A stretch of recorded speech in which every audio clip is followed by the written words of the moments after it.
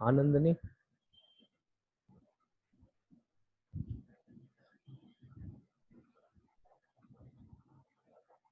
नंदनी कोई डाउट?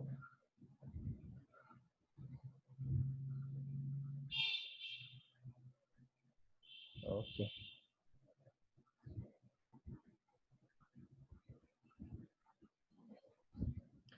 ठीक है। नेक्स्ट है, नेक्स्ट लिमिटेशन है हमें हमारा है Bohr theory is not in agreement with Heisenberg's uncertainty principle. ठीक है, ये प्रिंसिपल है, ये भी हम आगे पढ़ेंगे, हाइजेनबर्ग का अनसर्टेनिटी प्रिंसिपल है क्या। ठीक है, इसको आगे देखेंगे। Then Bohr model fail to explain the geometry और 3D model of any molecule. कोई भी मॉलिक्यूल का 3D मॉडल, 3D मॉडल कहने का मतलब है अगर स्पेस में, हवा में हम किसी चीज को उठाए, जैसे मान लो आपके घर में अगर कोई सामान है, उसको आप क्या करो, हवा में उठा लो और या हाथ में उठा लो, और उसका आप एक्स वाई जेड एक्सिस पे तीनों कोऑर्डिनेट पे उसको आप बनाना चालू करो। ठीक है, तो उस चीज को हम 3D मॉडल कहते हैं। अब जितने भी स्ट्रक्चर्स हैं, जितने भी मॉलिक्यूल्स हैं, हर किसी का 3D मॉडल होता है। हम पढ़ेंगे आगे ऑर्गेनिक केमिस्ट्री में, इस चीज को देखेंगे आगे। तो वो 3D मॉडल को समझाने में फेल हो गए थे कि भाई 3D ये जो मॉडलिंग, ये जो ज्योमेट्री हो रही है, ये ज्योमेट्री क्यों हो रहा है। मतलब ज्योमेट्री कहने का मतलब है, जैसे आप सबने मीथेन का मॉलिक्यूल पढ़ा है, CH4 पढ़ा है। ठीक है, तो हर मीथेन मॉलिक्यूल का जो बॉन्ड है कार्बन और हाइड्रोजन के बीच, उस कार्बन हाइड्रोजन के बीच का बॉन्ड का कुछ ना कुछ डिस्टेंस होगा, कुछ ना कुछ एंगल होंगे। जैसे बोर्ड पे देखिए, जैसे हमारे पास ये मॉलिक्यूल है CH,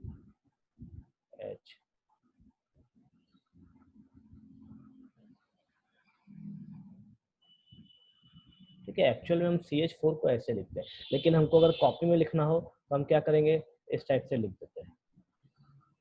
ठीक, इस टाइप से इसलिए लिखा जाता है क्योंकि हमें लिखने में सहूलियत होती है। अब बार बार अगर हमको ये पहला वाला तरीका लिखना लिखना पड़े तो हमको काफी समय लगेगा और हमारा पेज भी मार खाएगा। ठीक है, तो इस वजह से हम करते क्या है कि कॉपी में लिखने के वक्त जनरली इसको लिखते हैं, लेकिन एक्चुअल में मीथेन मॉलिक्यूल ऐसा दिखने को मिलता है। तो इन दोनों के बीच में, इन दोनों बॉन्ड्स के बीच में कुछ ना कुछ एंगल होगा। ठीक, और इन दोनों के ये जो बॉन्ड है, इसका कुछ ना कुछ हमारे पास डिस्टेंस होगा। तो ये हवा में कैसा दिखता है, वो इस चीज को वो समझाने में फेल हो जाता है, और इसी को हम कहते हैं 3D मॉडल। ठीक है, 3D देखो, 3D मॉडल आपने अपने से भी देख सकते हैं। आप चार पेन ले लीजिए, ठीक है, चारों पेन का सेंटर को आप कार्बन मानिए, एक एक पेन को आप ऊपर लगाइए, एक पेन को इस साइड से लगाइए, एक पेन को इस साइड से, और एक पेन को इस साइड से, और थोड़ा झुका के लगाइए, तो आपको टेट्राहेड्रल शेप देखने को मिलेगा। ठीक है, इस चीज को भी हम 3D मॉडल समझ सकते हैं कि 3D कैसा, 3D में ये हवा में कैसा दिखता है, और एक्चुअल में इसी चीज को वो समझा नहीं पाए थे।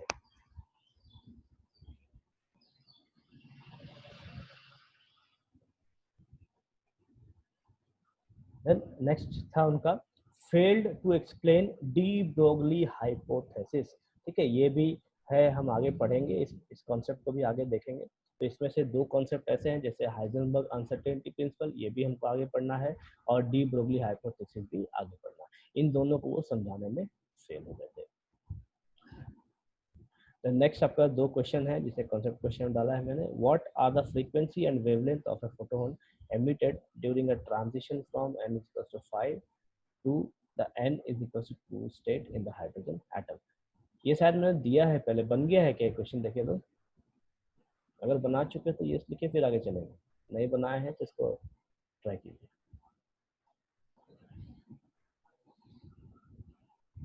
ये बना लिए हैं क्या सबको?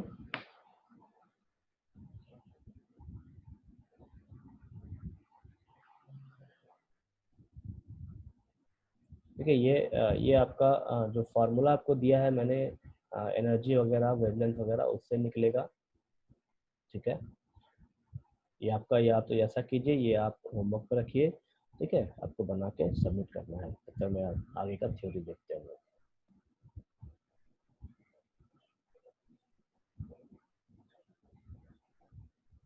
ठीक है, नेक्स्ट है हमारे पास Sommerfeld extensions of Bohr's atomic model. कि बोर के एटॉमिक मॉडल को समरफील्ड ने कैसे आगे बढ़ाया था। देखो बहुत इजी है, ये जो समरफील्ड का थ्योरी है काफी इजी है, ठीक है। तो इस चीज को आप ध्यान से सुनेंगे और ध्यान से देखेंगे भी कि उन्होंने क्या कहा था और कैसे कहा था। देखिए दोनों थ्योरी को एक साथ दिखा रहा हूँ, बोर का भी और समरफील्ड का भी। ये प्रिज्म है हमारे पास, यहाँ पे बोर लिख देता हूँ और इधर में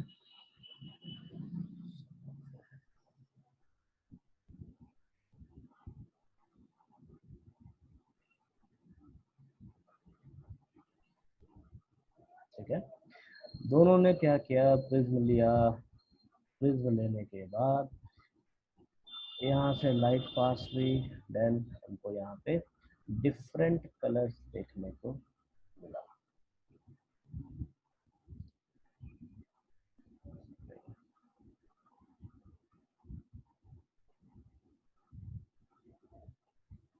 देखो मैं एक फॉर्मेट में कलर नहीं डाल रहा हूँ, जो कलर मुझे दिख रहा है तो वो कलर डालते चला जा रहा हूँ, ठीक है। आप सिर्फ कॉन्सेप्ट को समझ के लीजिए।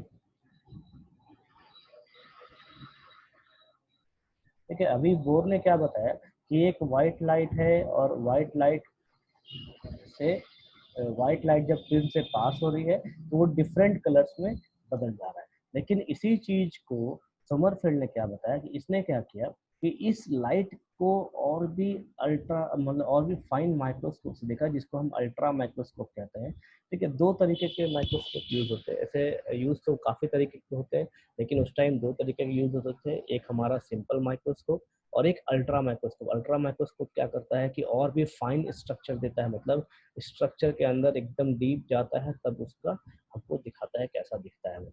ठीक है, तो इन्होंने क्या किया कि अल्ट्रा माइक्रोस्कोप से देखा कि ये जो लाइट्स है या ये जो रेडिएशंस हैं ये और भी आगे बटे हुए हैं। मतलब हमको अगर मैं मान लूँ यहाँ पे एक प्रिज्म लगा दूँ तो क्या है कि ये जब इससे पास होगा तो ये करता क्या था कि यहाँ पे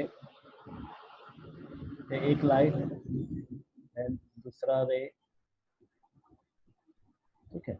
इसके बाद सपोज कीजिए ये अगर पास हो रहा है तो ये आपको एक रे दिखा रहा है, देन यही आपको दूसरा रे दिखा रहा है, और जब ये पास कर रहा है तो ये आपको एक रे दिखा रहा है, दूसरा रे दिखा रहा है, फिर यही आपको तीसरा रे दिखा रहा है। मतलब कहने का कॉन्सेप्ट क्या था इनका कि ये जो रेडिएशन है ये आगे जाके और भी डिफरेंट डिफरेंट लाइन में बट रहे हैं। ठीक है, तो बट रहे हैं तो इन्होंने क्या कहा था, बोर ने क्या कहा था कि इलेक्ट्रॉन्स जो है वो सर्कुलर ऑर्बिट में घूमते हैं।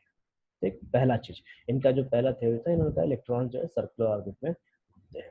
लेकिन समरफील्ड ने इस चीज को क्या समझाया कि इलेक्ट्रॉन जो है वो सर्कुलर में तो घूमते ही हैं, सर्कुलर में तो घूमते ही हैं, लेकिन सर्कुलर के साथ साथ इनका एलिप्टिकल पाथ भी होता है।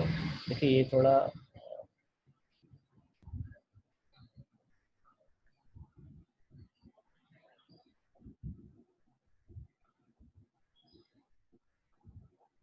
इन्होंने क्या कहा था कि सर्कुलर के साथ साथ इनका इलेप्टिकल पाथ भी होता है।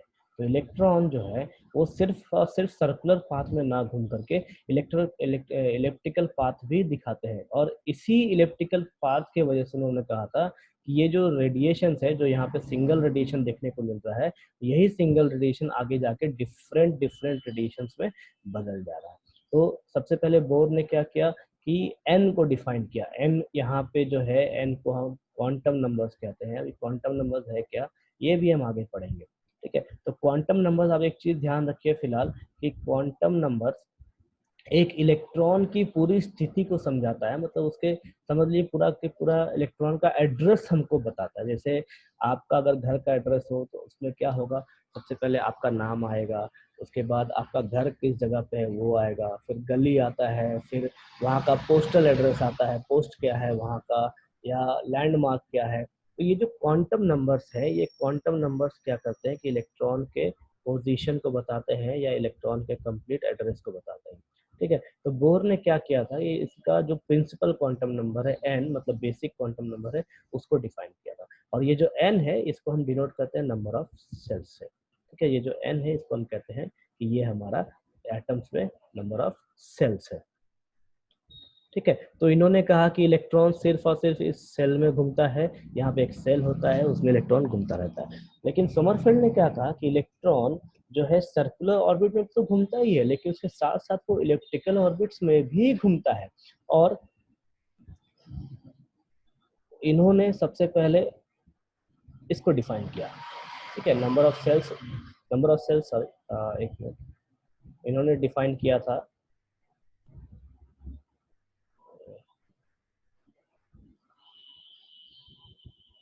इन्होंने डिफाइन किया था n को, n इज इक्वल्स टू 1, मतलब पहला सेल है अगर ये, जिसको हम k सेल भी कहते हैं, जिसको हम कहेंगे k सेल, तो इस k को इन्होंने कहा था 1।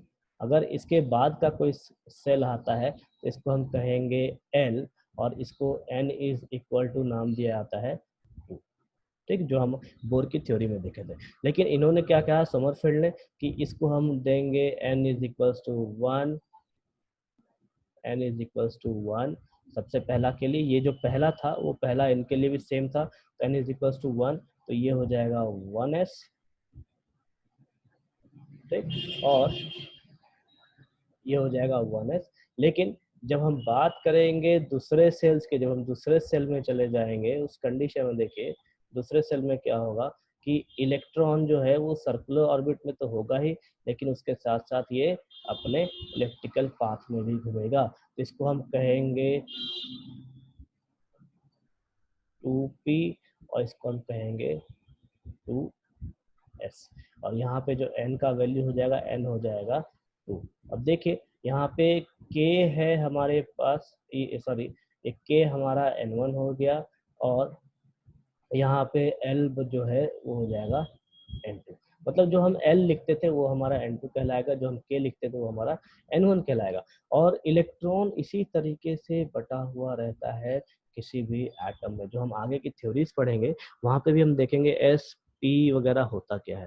तो इस चीज को बोर नहीं समझा पाए थे, इसी चीज को समरफील्ड ने समझाया था कि इलेक्ट्रॉन सिर्फ और सिर्फ सर्कुलर ऑर्बिट में ना होकर के वो सर्कुलर के साथ साथ इलिप्टिकल ऑर्बिट में भी घूमते हैं। अब देखिए यहाँ पे एक चीज है कि यहाँ पे मेजर एंड माइनर एक्सिस की भी गिनती होती है। अभी ये मेजर और माइनर एक्सिस है क्या, तो जो एक्सिस ये इलिप्टिकल पाथ बना रहा है इसको हम कहते हैं मेजर एक्सिस, और जो एक्सिस ये सर्कुलर पाथ बना रहा है इसको हम कहेंगे माइनर एक्सिस।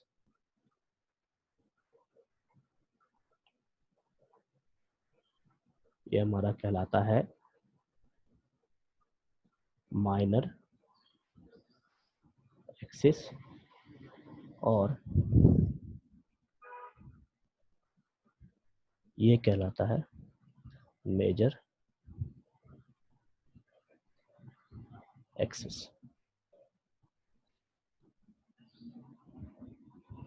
ठीक है, ये दोनों हमारे मेजर और माइनर एक्सिस होते हैं। इसी तरीके से जब हम थर्ड सेल में जाएंगे, जैसे बोर का ही थर्ड सेल अगर ले ले, तो के एल उसके बाद आता है एम।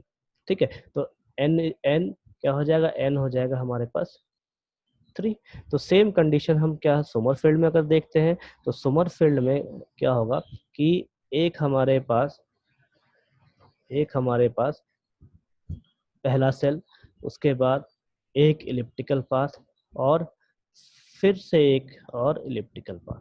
तो 3 में जब हम जाएं, नंबर ऑफ सेल्स 3 है अगर, तो जो ऑर्बिट होंगे वो भी 3 में बदल जाएंगे। जैसे ये देखिए 3s, उसके बाद 3p, और फिर हमको देखने को मिलेगा 3d। देखो पीरियोडिक टेबल अगर आप देखोगे तो पीरियोडिक टेबल में ये s p d f सब कुछ आपको देखने को मिलेगा।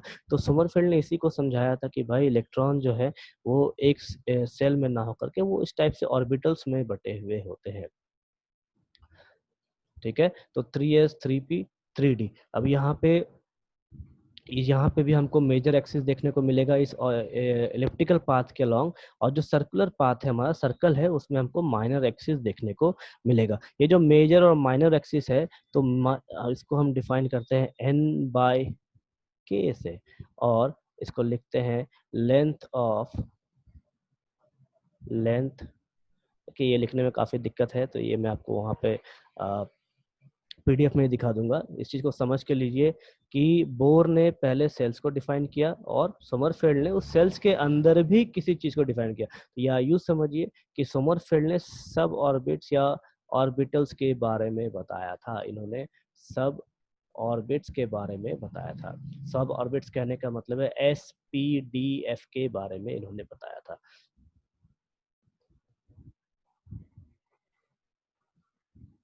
चलो अब पीडीएफ में देखते हैं।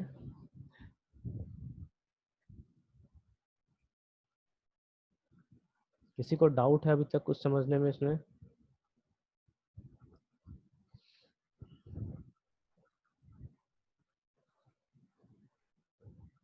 देखिए पीडीएफ देखिए, पीडीएफ में क्या है, ये हमारा सर्कुलर ऑर्बिट है और ये हमारा एलिप्टिकल पाथ है। ये दोनों पाथ में इलेक्ट्रॉन्स रिवॉल्व करते हैं और इस चीज़ को बताया था उन्होंने। देन मेजर और माइनर एक्सिस को समझाया था। देखिए जब आप इलिप्स पढ़ेंगे मैथ्स में, इलिप्स पढ़ेंगे तो वहाँ पे उस इलिप्स में आपको मेजर और माइनर दोनों एक्सिस होता है। जैसे आप अंडे को ले लो तो अंडा आपको ऊपर से नीचे तक कैसा लंबा दिखेगा और बीच में वो गोल दिखता है। तो जो गोल वाला हिस्सा है उसको हम माइनर एक्सिस में लेते हैं, और जो ऊपर से नीचे जो लंबा वाला पोर्शन है उसको हम मेजर एक्सिस में लेते हैं। Then angular momentum of electron moving in an elliptical orbit is kh upon 2 pi. देखिए एंगुलर मोमेंटम को जो बोर ने क्या कहा था, h/2 पाई दिया था, और इसी चीज को मॉडिफाई करके सोमरफेल्ड ने kh/2 पाई दिया, where k is an integer except zero. k सिर्फ k जीरो नहीं हो सकता। अगर k जीरो हो गया तो हमारा ऑर्बिट्स ही गायब हो जाएगा, जो सेल है वो सेल ही गायब हो जाएगा, इसलिए k जीरो कभी नहीं हो सकता। वैल्यू ऑफ k क्या है, 1 2 3 4। ठीक है, अब आप k का वैल्यू 1 डालिए तो पहला हमको क्या मिलेगा, h/2 पाई। अगर k का वैल्यू 2 डालिए तो हमको क्या देखने को मिलेगा, 2h/2 पाई। अगर k का वैल्यू 3 डालिए तो हमको देखने को मिलेगा 3h/2 पाई। अब देखिए ये जो 1h 2h 3h/2 पाई है, ये हमने बोर में भी देखा है, बोर के थ्योरी में भी देखा था इस चीज को हमने। बोर ने भी, देखिए यहाँ पे मैंने लिख रखा है, बोर ने भी इस चीज को बताया था कि जो एंगुलर मोमेंटम है वो h/2 पाई के टर्म में चलता है। ये जो एंगुलर मोमेंटम है ये क्वांटाइज्ड एंगुलर मोमेंटम है। क्वांटाइज्ड कहने का मतलब है कि जो एनर्जी है हर सेल की एक फिक्स्ड क्वांटिटी ऑफ एनर्जी होगी। उस एनर्जी से कम या ज्यादा हुआ तो वो जो इलेक्ट्रॉन है वो डिस्ट्रॉय हो जाएगा, एटम डिस्ट्रॉय हो जाएगा। और इस चीज को सोमरफेल्ड ने भी बताया था, लेकिन सिर्फ लिखने का तरीका उनका अलग था। तरीका बस अलग ये था कि उन्होंने के ऐड किया और के का वैल्यू दिया 1 2 3 4 एक्सेप्ट जीरो। देखिए यहाँ पे n/k is equal to length of major axis divide by length of minor axis. तो जो मेजर एक्सिस है हमारे पास, ये जो इलिप्टिकल अंडे के आकार का जो शेप है, इसका एक्सिस का डिस्टेंस आपको n है, और जो ये सर्कल का जो डिस्टेंस है, ये जो माइनर एक्सिस है, इसको हम k लेते हैं। With increase in value of k, ellipticity of the orbit decreases। जैसे जैसे k का वैल्यू बढ़ेगा वैसे वैसे इलिप्टिकल पाथ जो है वो इलिप्टिकल की जगह सर्कुलर में बदलता चला जाएगा। और when n is equals to k then orbit is circular। अगर ये मेजर एक्सिस माइनर एक्सिस के बराबर हो जाए, ठीक है, तो ये जो इलिप्टिकल पाथ है ये भी सर्कुलर पाथ में बदल जाएगा। इसका यही मतलब है। और देखिए ये जो पॉइंट है कि n इज इक्वल टू के देन ऑर्बिट इज सर्कुलर, ये ऑब्जेक्टिव में पूछता है कई बार। अब देखिए यहाँ पे मैंने एक डायग्राम दिखा रखा है, ये हमारा सर्कुलर ऑर्बिट है, उसके बाद एक ग्रीन सर्कल, एक ब्लू सर्कल और एक रेड सर्कल। ठीक है, तो इसमें n इज इक्वल टू 4। जब n हमारा 4 है तो n 4 का मतलब है कि ये हमको 4 ऑर्बिट्स दिखाएंगे। सबसे पहला सर्कल, दूसरा ग्रीन वाला, तीसरा ब्लू वाला और चौथा हमारे पास ये रेड वाला है। जैसा कि मैंने आपको बोर्ड में दिखाया था, अगर n बराबर 3 है, मतलब नंबर ऑफ सेल्स अगर 3 है, तो हमको जो ऑर्बिट्स दिखेंगे वो भी 3 ही दिखने वाले हैं, 3s 3p 3d। ठीक है, तो उसी तरीके से यहाँ पे देखो ये हमको दिखेगा 4s 4p 4d और 4f देखने को मिलेगा, 4s 4p 4d और 4f देखने को मिलेगा। तो इसी तरीके से सारे इलेक्ट्रॉन्स बटे हुए होते हैं।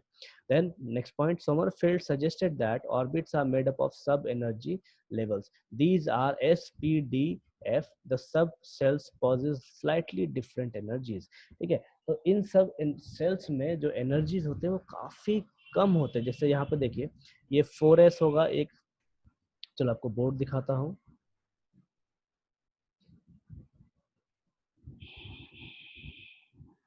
जैसे देखिए यहाँ पे एक सेल, सॉरी एक सेल, उसके बाद एक इलेक्ट्रिकल पाथ, उसके बाद ये दूसरा इलेक्ट्रिकल पाथ, फिर ये तीसरा इलेक्ट्रिकल पाथ। अब देखिए ये जितने भी इलेक्ट्रिकल पाथ है ये सभी डिफाइंड है किसके लिए, तो n इज इक्वल टू 4 के लिए। ठीक है, अब यहाँ पे बन क्या रहा है, 4s, then 4p, then 4d और उसके बाद एक है हमारे पास 4f। तो ये जो 4s 4p 4d 4f है, इन सब के एनर्जी का जो डिफरेंस होगा वो बहुत कम होगा, आपस में एक दूसरे के एनर्जी बहुत कम होंगे। तो इस वजह से इलेक्ट्रॉन जब यहाँ से जंप करके यहाँ जाएगा या इलेक्ट्रॉन यहाँ से जंप करके इसमें जाएगा तो ये आसानी से जंप कर जाते हैं क्योंकि एनर्जी डिफरेंस कम होने के वजह से।